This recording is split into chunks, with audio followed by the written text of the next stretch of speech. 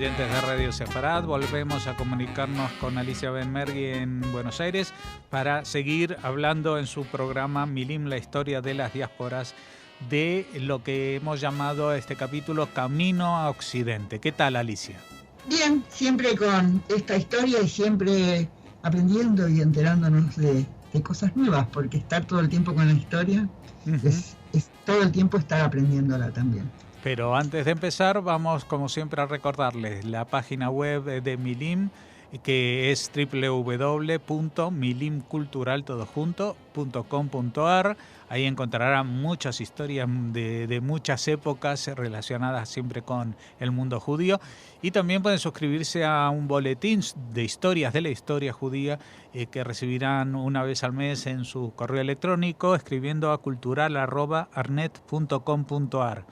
Y entonces, ahora sí, llegamos a esta quinta entrega del capítulo de Camino a Occidente. Hemos estado hablando de Francia y de París, pero ahora vamos a hablar de Hamburgo, ese puerto alemán que hasta hace poco lo hemos vinculado con el exilio de los sefardíes expulsados de España, ¿no? Sí, con el exilio de los sefardíes, porque además Hamburgo y Bremen también fueron puertos de salida de los inmigrantes que partieron de Europa Oriental. Así que lo que tenemos es una historia mezclada, como es la historia de los judíos, porque habitualmente, si la gente no sabe historia, no sabe que los sefaradíes fueron los primeros judíos que se establecieron, o por lo menos los más numerosos y acomodados que se establecieron en Hamburgo. Y por eso también el tema es que en el medio, y eso es lo terrible de esta historia, es que pasó la Shoah. Entonces muchos de estos descendientes de sefaradíes y muchos de estos judíos que habitaron en Hamburgo fueron asesinados por los nazis. Y entonces este rastro, esta historia, a veces no se encuentra en los sobrevivientes, sino directamente en los textos de historia. Y entonces hay un texto de historia que cuenta que hasta el siglo XVIII los emigrantes, los primeros habitantes judíos de Hamburgo fueron los sefaradíes. Y que además, enfrente, en Dinamarca, había otra ciudad que se llamaba Altona, que estaba gobernada por los daneses y también tenía una congregación judía. Y los historiadores dicen que para la segunda mitad del siglo XIX, Hamburgo era uno de los centros de tránsito más importantes de Europa, mientras creció hasta convertirse en la ciudad más grande, en la segunda ciudad más grande de Alemania, de la Alemania imperial. Acá tenemos toda una historia de estos judíos de Hamburgo, iba a decir judíos hamburgueses, y entonces estaba haciendo la correlación con la hamburguesa, pero digamos que esta comunidad fue muy importante, que tuvo 3 sinagogas, que estas 3 sinagogas sefaradíes luego se unieron, y bueno, y además los judíos estaban establecidos ahí por una razón muy importante, porque este era un puerto que conectaba con distintos lugares de Europa, no solo de Europa, con Europa Oriental y también con el norte de Europa, y esto servía para hacer negocios. Y esta gente trabajaba y se dedicaba mucho al comercio y además a las finanzas. Estoy hablando de los judíos sefaradíes, así que fue una ciudad muy próspera para los judíos que vivían ahí, hasta que empieza toda una cosa de resentimiento y competencia de los no judíos que están celando y están se sienten agredidos y amenazados por esta presencia judía.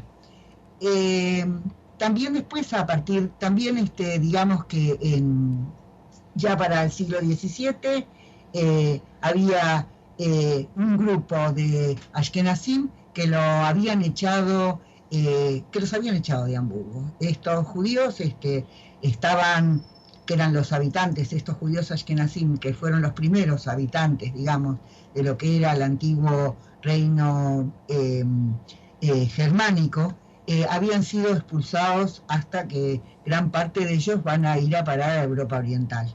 Y así que en el siglo XVII, estos pequeños, esta pequeña comunidad ashkenazí fue expulsada formalmente de Hamburgo.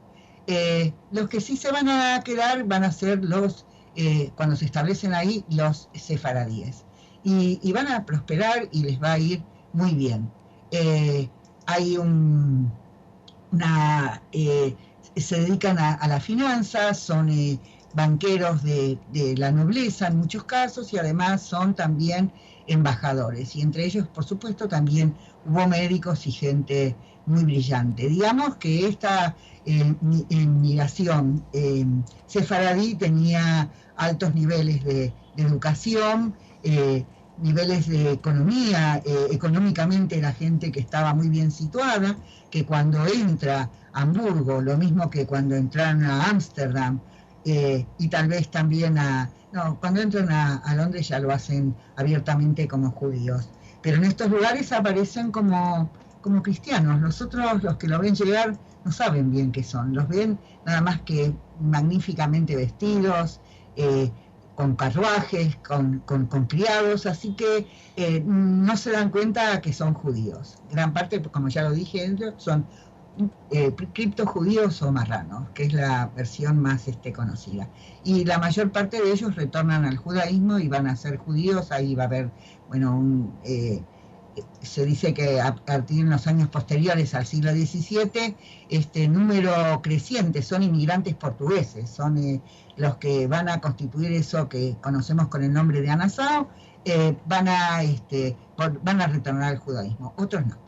Bueno, entonces también tenemos una congregación sefaradí, que son judíos sefaradíes que vienen de Turquía, que se va a establecer para más o menos la misma época en Viena. Es decir, tenemos entonces conglomerados o comunidades sefaradíes en lo que fue tradicionalmente un mundo ashkenazí. Todo esto tiene que ver con cómo les va, cómo dejan de ir de esos negocios, y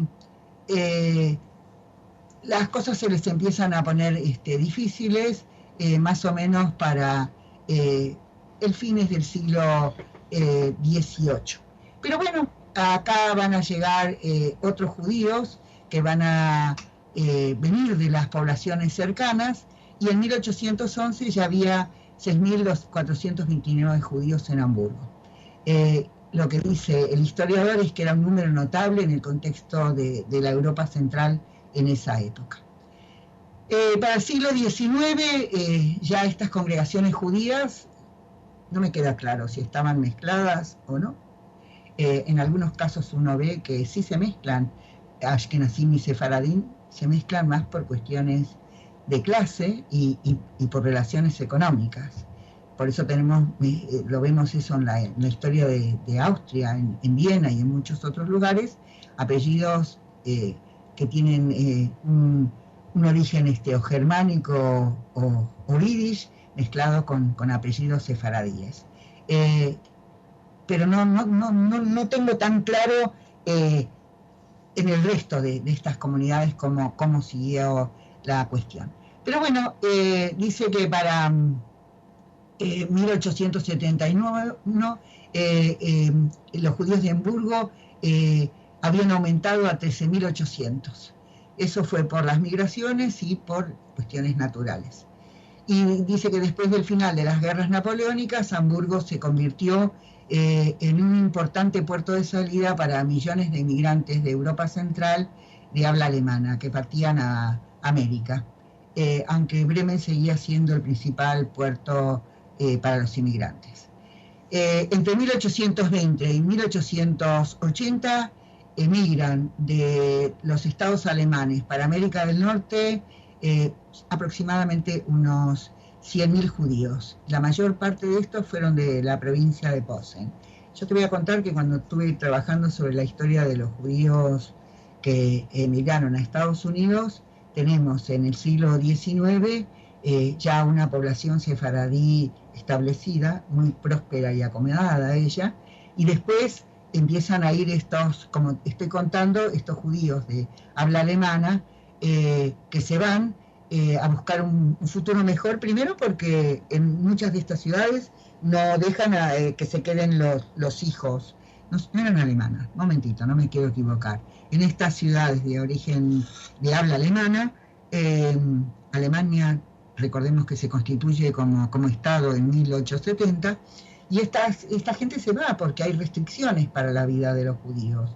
Los hijos, no creo que con el padre en una ciudad no podía quedarse a recibir más que un hijo mayor y con su familia, y a veces ni eso.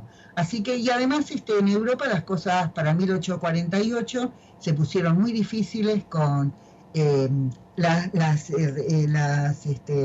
revoluciones burguesas, donde en gran parte de estos estados europeos se rebelaron porque querían los derechos que se les habían otorgado o que habían obtenido con la Revolución Francesa y que habían perdido con el Congreso de Viena. Y muchos de estos judíos entonces se van a Estados Unidos. Son los judíos que también se van a casar con sefaradín y se van a establecer en Estados Unidos. Digo porque estamos contando como el origen de una migración que es más antigua que la inmigración muy numerosa. Acá en el texto dice que van a ser unos 2 millones de judíos que van a partir entre 1880 de Europa Central y de Europa Oriental a Estados Unidos. Y bueno, ¿y esto por qué razones? Bueno, esto se debe fundamentalmente al hecho de que los pogroms y la miseria y el hambre los empujaban a estos judíos a huir, a tratar de conseguir vidas mejores. Así que bueno, esta historia es una historia más complicada porque tiene que ver con Alemania, ya estamos hablando de Alemania existe a partir de 1870, no quiere estos inmigrantes de Rusia, y además hubo una epidemia de cólera después y los culparon, los judíos rusos no tuvieron que ver, pero bueno, la tradición decía que bueno, que si había alguna enfermedad seguramente la habrán traído los judíos, como pasó en 1348. En aquella época la acusación fue que los judíos envenenaban las aguas. En este caso fue que estaban enfermos y que por eso estaban difundiendo esta enfermedad. Y entonces lo que hacían era desinfectar. Cuando llegaban los trenes eran rigurosamente vigilados en las fronteras. Los trenes eran prácticamente como blindados, nadie podía bajar desde la frontera del Imperio Ruso hasta el puerto de Hamburgo, pero los fumigaban en una ciudad cerca de Berlín, y después tenían una cuarentena ahí en Hamburgo hasta poder subir al barco e irse. Tenemos tiempo para seguir contando esta historia, que parece una historia muy enrevesada, pero tiene que ver con las historias. Un poquito para cerrar el tema. Bueno, para 1880 se dieron cuenta que, bueno, no solamente los judíos se iban de Europa, se iban muchos otros, todos los que podían. Eso es evidente porque a Estados Unidos llegaron millones de polacos, millones de alemanes, todos, si podían, se iban al Nuevo Mundo buscando una vida mejor. Y entonces se dan cuenta que empieza a ser un negocio el transporte de pasajeros. Y entonces se empiezan a trabajar este negocio con las ayudas de las agencias de inmigración. Y entonces se llama la Amerikanische APAG, te lo estoy diciendo, se llamaba APAG con H, listo, porque es muy difícil, no sé, además no quiero decir mal el nombre en alemán. Y entonces había un joven judío que trabajaba en una pequeña empresa de viajes, que tenía el padre, él se llamaba Albert Balin, y era muy inteligente y muy capaz. Y entonces se dio cuenta del negocio que representaba la posibilidad de transportar a tanta gente, y entonces está en una agencia pequeña que estaba en Dinamarca. Y se establece ahí. Y bueno, y empieza a crecer, en este texto no lo dice, pero después con el tiempo, este joven se llamaba Albert Ballin. En este texto no lo dice, pero él hizo después negocio con compañías de transporte británicas y se dedicaron a uno de los negocios más lucrativos de la época. Ahora me fui de tema porque lo estoy cerrando. Lo que quiero decir hasta dónde llegó Albert Ballin.